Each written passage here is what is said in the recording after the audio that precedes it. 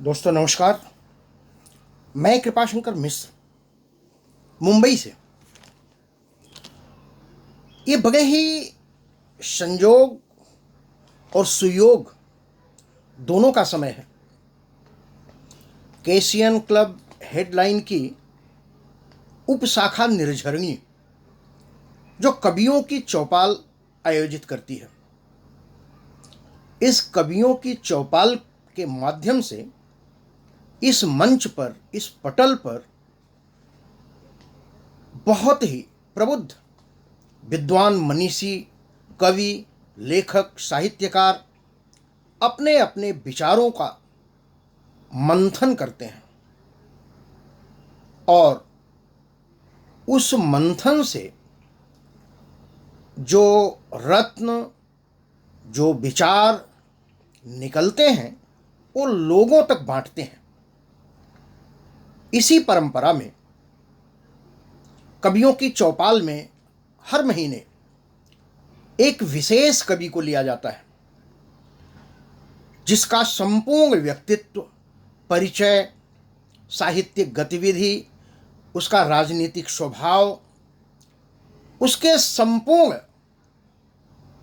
जो उसकी समग्रता में उसका व्यक्तित्व निखर कर आता है, उसे लिया जाता है। 27 नवंबर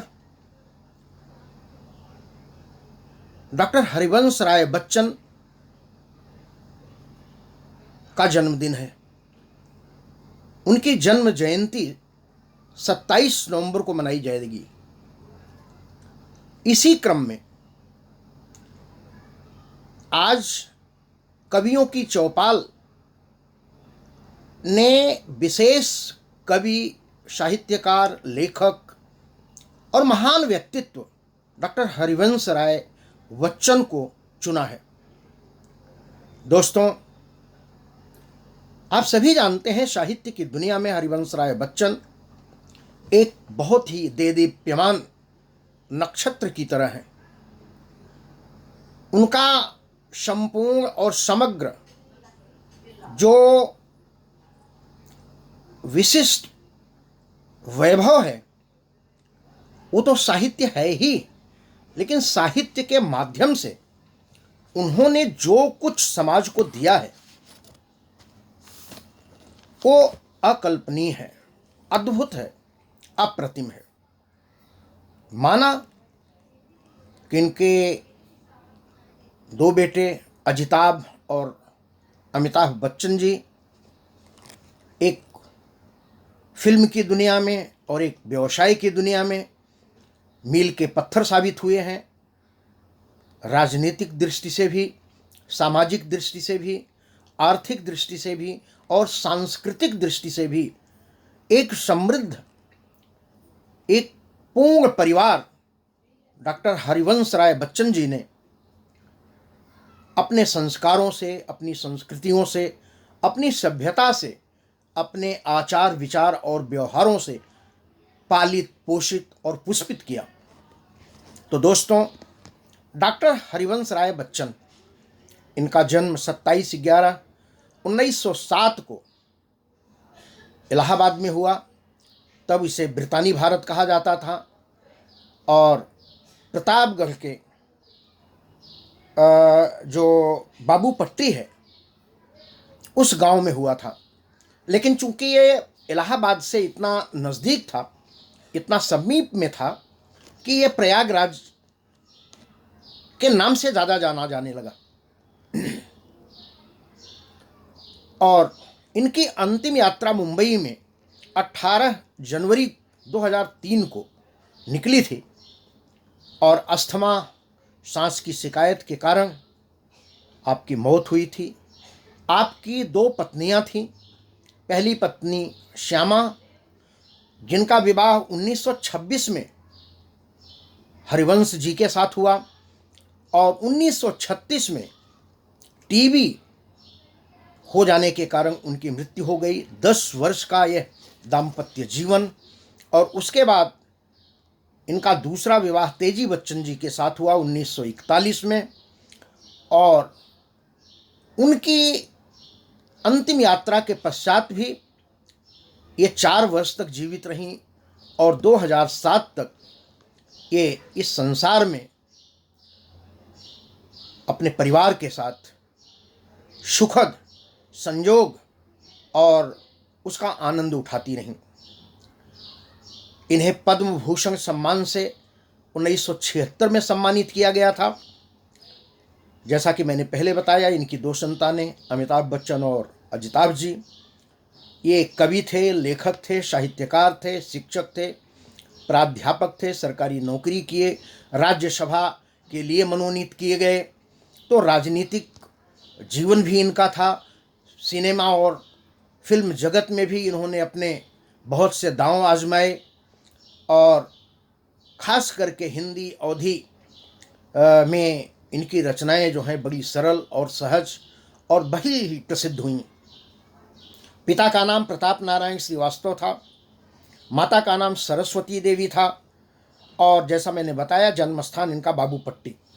मैं पहले आपको बता दूं कि इन्होंने जितने कविता संग्रह लिखे हैं, मैं उनका एक एक करके नाम आपको बताते चल रहा हूं।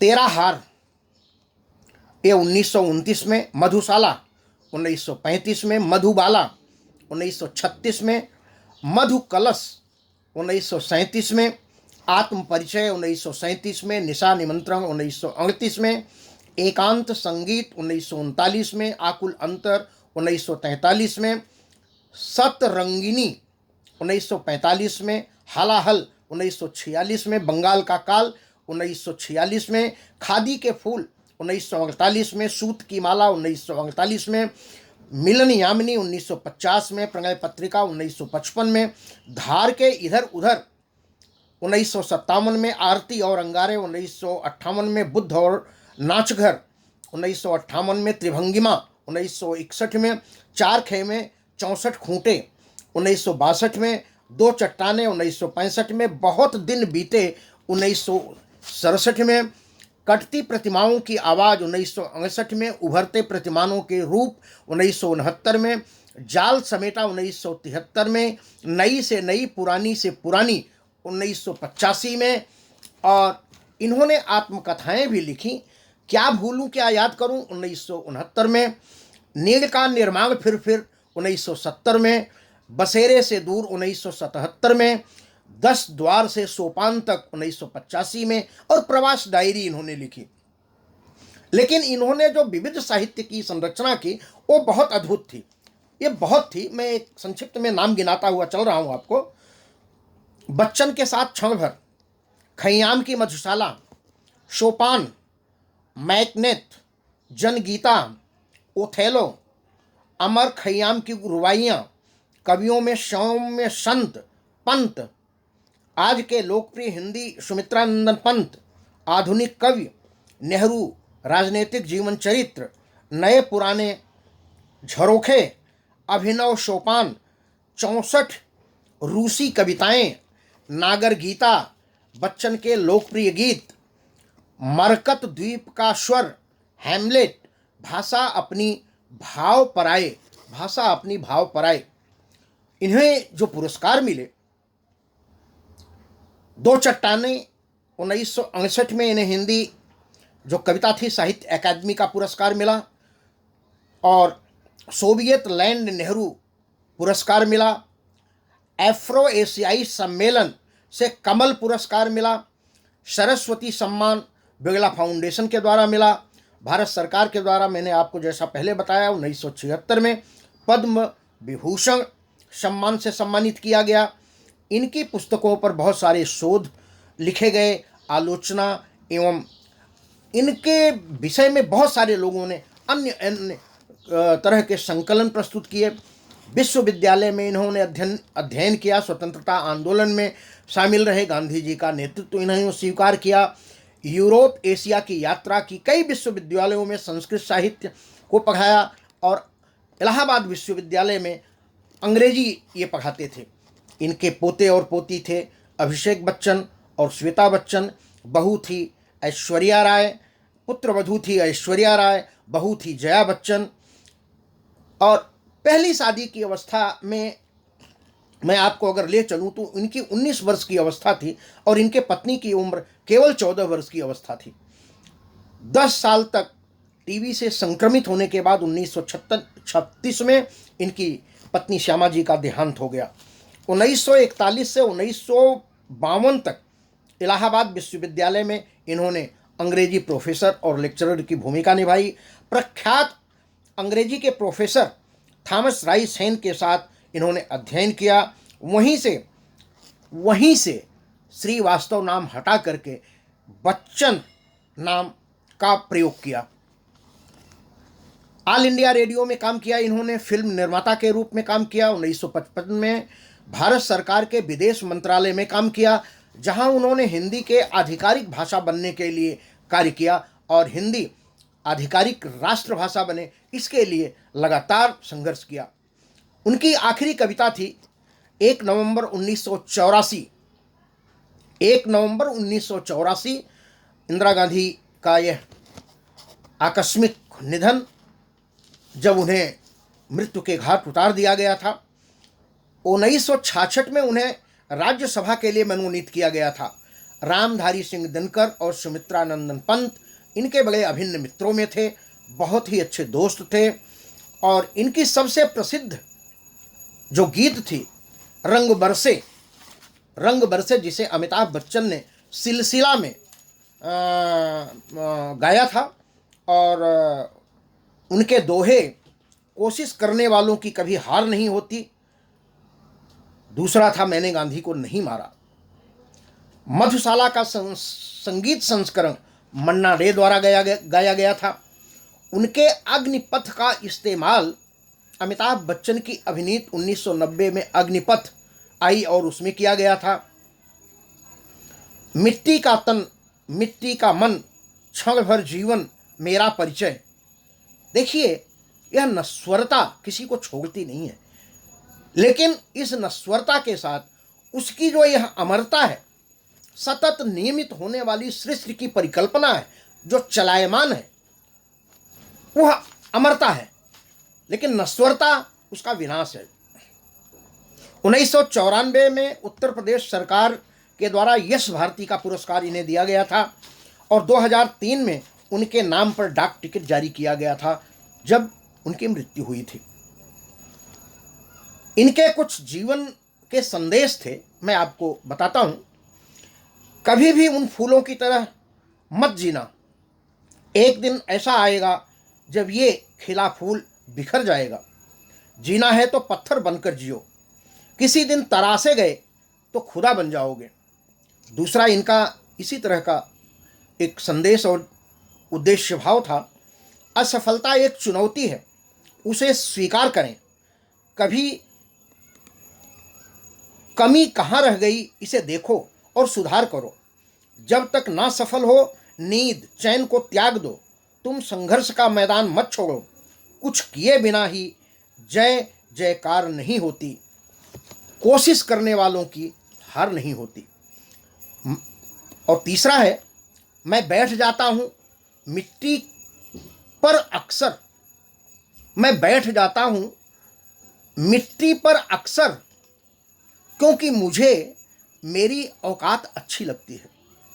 क्योंकि मुझे मेरी औकात अच्छी लगती है। मैंने समंदर से सीखा है जीने का सलीका, चुपचाप से रहना और मौज में रहना। इन्हीं संपूर्ण समग्र भावों को मैंने रचना में सृजित किया है। मैं आपको अपनी रचना की तरफ लेके चलता हूँ। इनके समग्र साहित्य को, इनके जीवन कृतित्व को, इनके राजनीतिक और दूसरे जो सामाजिक, सांस्कृतिक, आर्थिक जो चरित्र थे, उनका मैंने विशेष रूप से आपको थोड़े थोड़े में प्रस्तुत किया है। मैं अपनी रचना पर आता हूं आपको लेकर के। पहले लेकिन 4 लाइनें मैं उनको समर्पित करता हूं। तुम कहो तो प्रेम का वह सिंधु अवगाहन करूं, तुम कहो तो प्रेम का वह सिंधु अवगाहन करूं, मन के मंथन से जहर अमृत का प्रतिपादन करूं, मन के मंथन से जहर अमृत का प्रतिपादन करूं, शुर असुर रत्नों की खातिर प्रणय का बंधन करूं, गिरि गहन मंदार से फुंकार उद्वेलन करूं, गिरि गहन मंदार से फुंकार उद्वेलन करूं। और मैं एक दूसरी 4 लाइन जो समर्पित करने जा रहा हूं, वह कवियों की चौपाल में आए हुए सभी मनीषियों के लिए, सभी विद्वानों के लिए, सभी प्रबुद्ध विचारकों के लिए। गगन का वह विमल तारा अंश हरि का वंश था, गगन का वह विमल तारा अंश का हरि वंश था, चित्त का चिंतन विचारों का प्रखर अवतंस था, निखरता ही वह गया साहित्य के कुरुक्षेत्र से, जीतने की थी मुमुक्षा, प्रज्ञ ही संतप्त था, प्रज्ञ ही संतप्त था। दोस्तों, मैं अपनी रचना पर आता हूँ।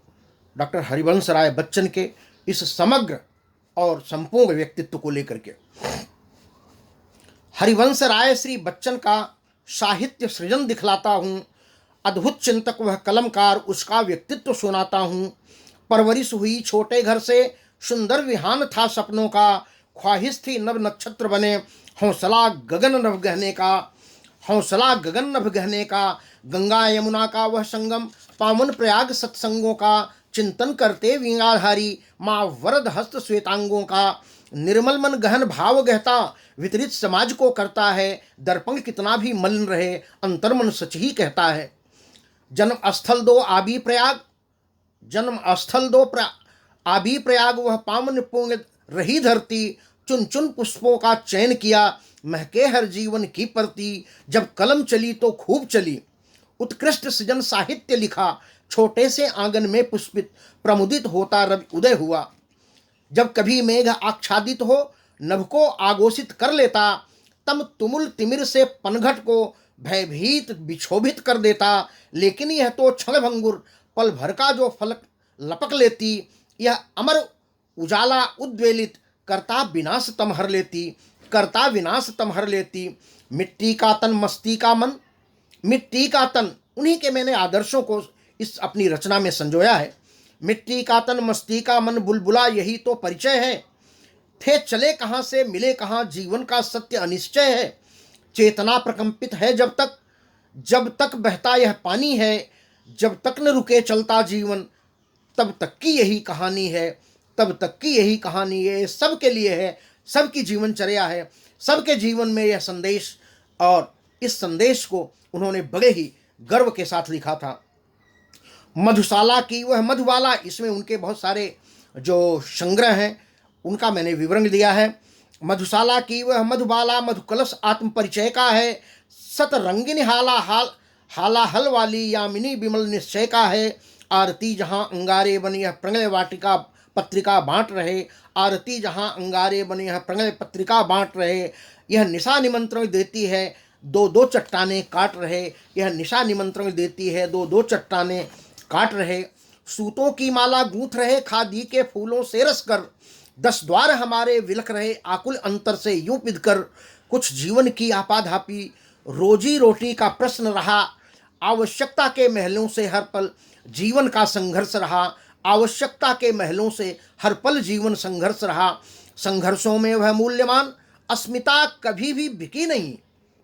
ये देखिए, एक साहित्यकार की गरिमा और गौरव है। संघर्षों में वह मूल्यमान अस्मिता कभी भी बिकी नहीं, हारा हो बाजी बार बार पर रुदन रुका था कभी नहीं। अनमोल धरोहर की थाती सारे जीवन को परख रही, वह स्वाभिमान की थी गठरी, जो अडिग रही पर डिगी नहीं, जो अडिग रही पर डिगी नहीं।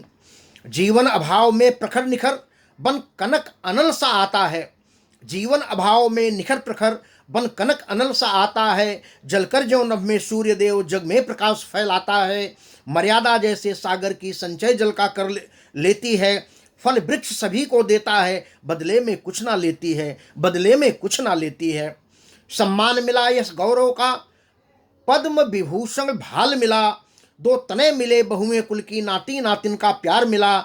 जीवन भी मिला भरा पूरा, भौतिक प्रभुता का धाम मिला। सुख शांति सृजन साहित्य मिला, लोगों का स्नेह अपार मिला। मिल गई अमरता जीवन में, संतोष सृष्टि का सार मिला। सौभाग्य मिला मानवता का, शिक्षा का ज्ञान अपार मिला, यश वैभव मिला, मिली गरिमा, मित्रों का भी विश्वास मिला, दिनकर और पंत सखा जैसे कवियों का सुंदर सार मिला, मिल गई अमरता जीवन में, संतोष सृष्टि का सार मिला, सौभाग्य मिला मानवता का, शिक्षा का ज्ञान अपार मिला, यश वैभव मिला, मिली गरिमा, मित्रों का भी विश्वास मिला, दिनकर और पंत सखा जैसे कवियों का सुंदर सार मिला। दोस्तों, इस रचना के साथ मैं 2 मुक्तक आपके सामने रखता हूं जो हरिवंश राय जी को समर्पित है। समंदर के किनारे बैठकर लहरों को गिनना व्यर्थ में सिर धुनने जैसा लगता है, व्यर्थ में सिर धुनने जैसा लगता है। अतल गहराइयों में मन के भावों को उतारो, अतल गहराइयों में मन के भावों को उतारो, तैर कर उस पार जाना अच्छा लगता है। दूसरा मुक्तक है, फूल बनकर एक क्षण की वह खुशी, फूल बनकर एक क्षण की वह खुशी, गर्दिश में अगले पल की वह मिटती हंसी, बन सको तो गिरी का वह पत्थर बनो तुम, गर तरासे गए, गर तरासे तुम गए भगवान बन जाओगे, गर तरासे तुम गए भगवान बन जाओगे। इन्होंने बहुत सारी अपनी आत्मकथाओं में, मैं 2-2 लाइन उनकी सुनाता हूँ। ये उनकी आत्मकथा की कुछ पंक्तियाँ हैं।